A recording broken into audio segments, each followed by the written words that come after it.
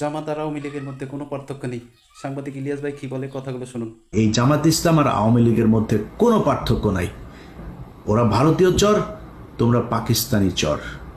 আমরা পাকিস্তানের সাথে প্রচণ্ড ভালো সম্পর্ক রাখতে চাই, কিন্তু তুমি পাকিস্তানের হয়ে এই দেশের বিরুদ্ধে, মানুষের বিরুদ্ধে যুদ্ধ করে তারপরে এই দেশে এসে রাজনীতি করবা। রাজনীতি করতে এসে যখন যার দিকে মনে চায় তার পক্ষ হয়ে কাজ করবা, আর তোমারে আমরা কোলে তুলা তুলা নাচবো, এটা মনে করার কোনো কারণ নাই।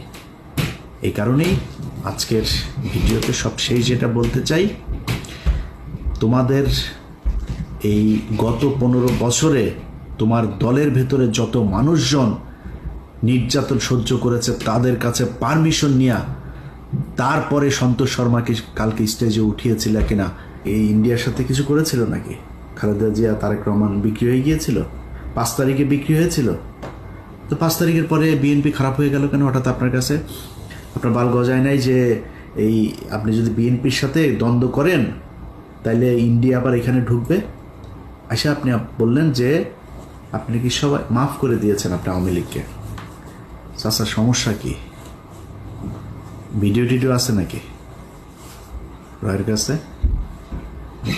টাকা পয়সা লেনদেনের কোনো কিছু আছে? সমস্যাটা কোথায়?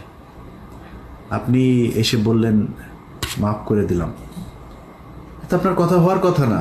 আরে ভাই, গত 15 বছর এই দেশটা ইন্ডিয়ার কাছে বিক্রি করে দিয়েছিল। আপনি সেই দেশের স্বাধীন হবার পরে আপনি তাদেরকে মাফ করে দিয়া তারপরে তাদেরকে নিয়ে থাকতে চান, কারণ কি? সমস্যাটা কি? এটা তো বলা দরকার মানুষের কাছে।